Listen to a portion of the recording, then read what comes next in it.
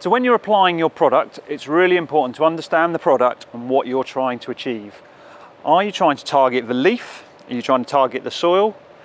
And it's also really important to think about the wastage and how you can minimize that. Let's have a look. So we're going to have a look at how we target the right area when we're making our applications. If you've got a soil-based application, something that's going to be taken up by the root, you want to be getting that down into the soil here. And you can see with this Cordyline how easy that would be with this particular plant. However, move over to this Euonymus. Got a very dense canopy, so it's going to be quite difficult getting things down through the top, but actually you've got quite a lot of access to that soil still. But if we move over to this Hebe, where the soil is just buried, the water volume and to get down through this density is going to prove quite tricky. But if we're trying to target the foliar, so we've got something that we want to coat the leaf and shield it and protect it, then this is quite easy again. You can get it down to the crown quite easily. Naturally, everything's going to want to go down there, so low water volumes would work much better here. The density in this canopy is pretty dense, so getting something in these lower regions is going to be quite tricky. That's going to need quite a bit of thought to make sure we get those covered well.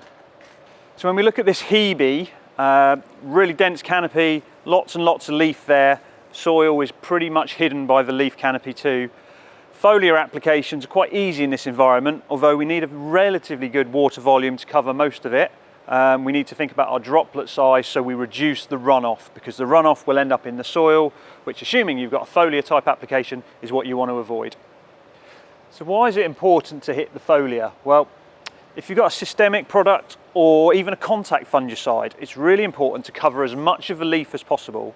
So that if it's a contact, it shields that leaf and stops any issues. If it's systemic, it gets well absorbed and it's even.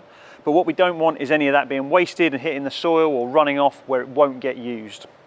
So if we think about an insecticide, which is a little bit different, really good coverage is important here. Challenging because of the density of these plants, but even more so, you really want to be covering the underside of these leaves. So getting the product all over the leaf, underside of leaf, without losing too much into the soil and around, really tricky, but really important. So when we set up to spray our product, we really want to think about where we want to target that application and where we want to get that product within the plant.